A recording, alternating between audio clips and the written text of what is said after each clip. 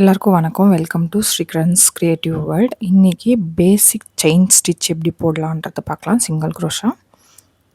அதுக்கு நான் 6 ஸ்ட்ராண்ட்ஸாக சில்க் த்ரெட்டை வந்து சுற்றி வச்சு நாட் போட்டுக்கிறேன். இதுதான் பேசிக் எல்லா சாரீக்கும். நான் இப்போ வந்து ஒரு சின்ன பார்டர் பீஸில் நான் காமிக்கிறேன் உங்களுக்கு. பாருங்கள், இப்படி தான் சுற்றிக்கிட்டு பண்ணணும். நான் அதுக்கு 10 mm நீடல் எடுத்திருக்கேன். பாருங்கள், இந்த மாதிரி நீங்கள் பண்ணுறதா இருந்தால் ப்ராக்டிஸ்க்கு ஒரு சின்ன கர்ச்சீஃப் துணியில் சைடில் ஜிக்ஸாக் போட்டுட்டு ஸ்டார்ட் பண்ணுங்கள். நான் இல்லை இந்த பார்டர் மாதிரி வாங்கிட்டு கூட ஸ்டார்ட் பண்ணலாம். அது பாருங்கள், இதுதான் லாக் ஸ்டிச். ஃபஸ்ட்டு போடுறது லாக் ஸ்டிச் போட்டுக்கிட்டு மறுபடியும் இன்னொரு வாட்டி லாக்குன்னு சொல்லலாம், இல்லைன்னா சிங்கிள் க்ரோஷான்னு சொல்லலாம். இது சரிங்களா? இப்போ செயின் ஸ்டிச்சை ஸ்டார்ட் பண்ணுறேன். உங்களுக்கு நீட்டாக பிகினர்ஸ்க்கு நான் பண்ணுற டிசைன் எல்லாம் புரியணும், அர்த்தம் ஆகணுன்னா நீங்கள் இதை நீட்டாக தெரிஞ்சுக்கணுன்ற இதுக்கு நான் இந்த வீடியோ போட்டிருக்கேன். செயின் ஸ்டிச்சு பாருங்கள், அப்படி தான் போடணும். நீடலை விட்டு வெளியே எடுத்துக்கணும்.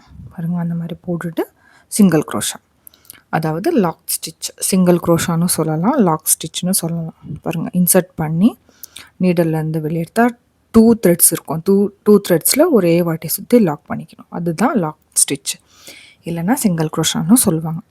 இந்த பாருங்கள், இப்படி தான் நான் இப்போ சும்மா ரஃபாக 4 ஸ்டிச் போடுறேன். எப்போவுமே சாரீஸ்க்கு பேஸ் ஸ்டிச்சு செயின் ஸ்டிச் இது தான்.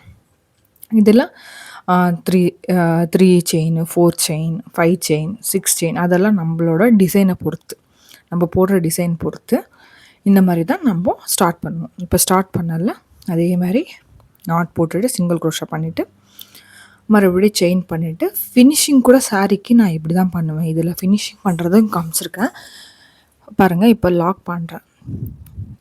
ஃபினிஷிங் இப்படி தான் சாரியில் கூட நான் பண்ணுவேன்.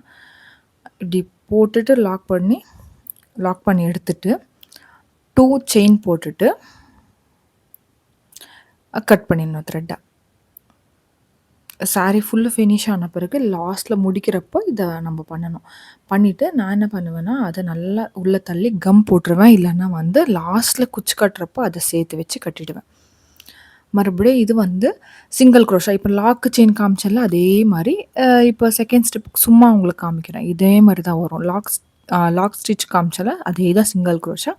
அதான் உங்களுக்கு ப்ரீஃபாக காமிச்சிருக்கேன் பாருங்கள்.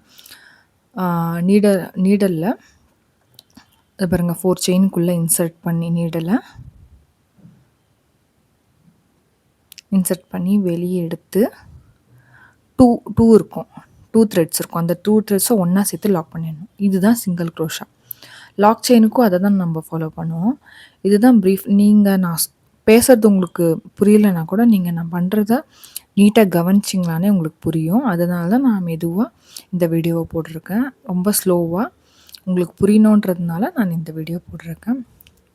இந்த வீடியோ இதை நீங்கள் நீட்டாக ப்ராக்டிஸ் பண்ணிட்டா நம்ம சாரீக்கெல்லாம் இந்த பேஸ் பண்ணி தான் டிசைன்ஸ் வரும். அதனால் ஃப்யூச்சர் டிசைன்ஸ் எல்லாம் உங்களுக்கு இதை பேஸ் பண்ணி தான் வரும். அதனால தான் உங்களுக்கு நான் ப்ரீஃபாக காமிக்கிறேன். இந்த வீடியோ பிடிச்சிருந்தா லைக் பண்ணுங்கள், ஷேர் பண்ணுங்கள், சப்ஸ்கிரைப் பண்ணுங்கள்.